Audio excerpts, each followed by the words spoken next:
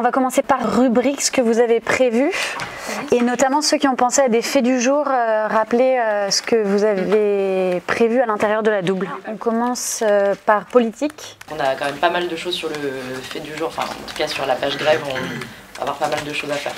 Ok. En police-justice. Ouais, on a un premier sujet harcèlement dans les Uber, notamment autour de la question du vide juridique. Notre angle est le suivant, jusqu'où peut mener l'addiction et qui sont les grands parieurs. Aujourd'hui au CFJ, c'est une journée de journal école. Donc, tous les étudiants de la première année sont réunis en rédaction pour fabriquer un journal.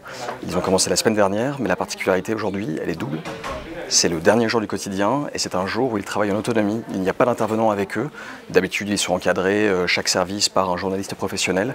Et aujourd'hui, on leur laisse les manettes. Donc ce sont les étudiants seuls qui font tous leurs choix. Donc on a Hamza et Victoire qui sont dans les gares en banlieue. On a Yacine qui est à Metz pour suivre les Gilets jaunes. On a Lola qui est à Lille pour la manifestation à Paris cet après-midi. On a Nina, Sandrine, Alexandra. C'est une journée difficile parce qu'il y a la mobilisation contre la réforme des retraites et donc il faudra être capable de prendre la température de ce qui se passe, prendre du recul par rapport à ce qui se passe et faire un journal intéressant demain et bien anglais.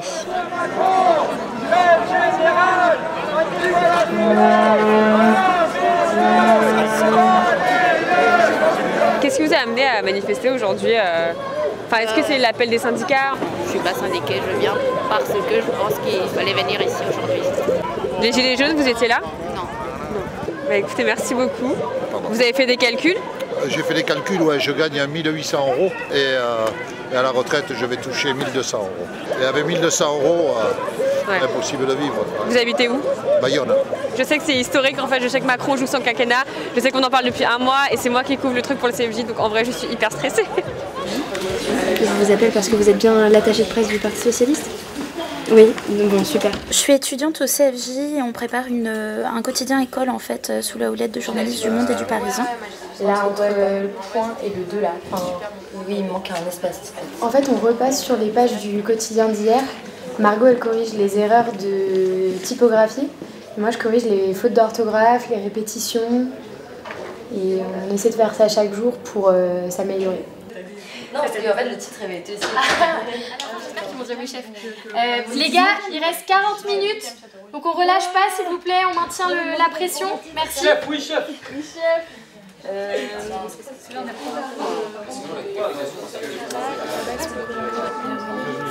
Il reste 20 minutes. C'est bon.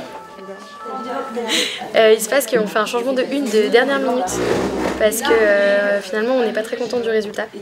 Donc on essaie de trouver une photo qui portera le message de notre titre qui est le bras de fer.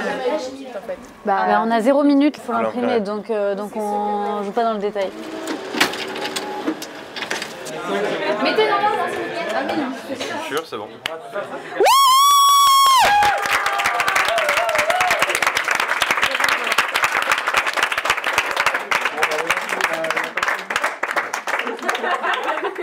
Bon, et ben c'est fait.